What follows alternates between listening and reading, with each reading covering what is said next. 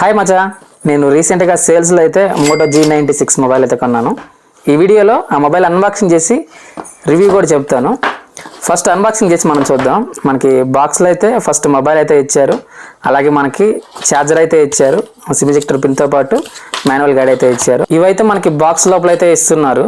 మనకి ఎలాంటి కేస్ అయితే బ్యాక్ కేస్ అయితే ఇవ్వట్లేదు. ఇప్పుడు మనం ఈ మొబైల్ రివ్యూ గురించి మాట్లాడుకుంటే ఫస్ట్ పాజిటివ్ థింగ్స్ గురించి మాట్లాడుకుంటే ఈ మొబైల్ అయితే చాలా లైట్ వెయిట్ అయితే ఉంటుంది. 177 గ్రామ్స్ మాత్రమే ఉంది. అలాగే ఈ మొబైల్ డిస్ప్లే కూడా చాలా బాగుంది. Back camera sensor Sony sensor అయితే యూజ్ చేశారు. ఫొటోస్ అండ్ వీడియోస్ కూడా మనకి చాలా బాగా వస్తున్నాయి.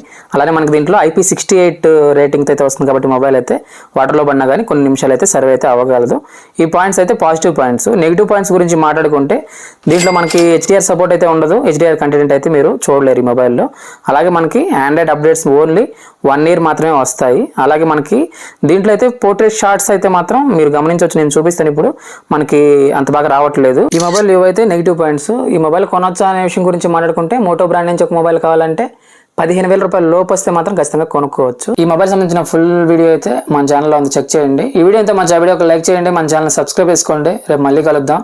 Thank you so much for watching. జై హింద్.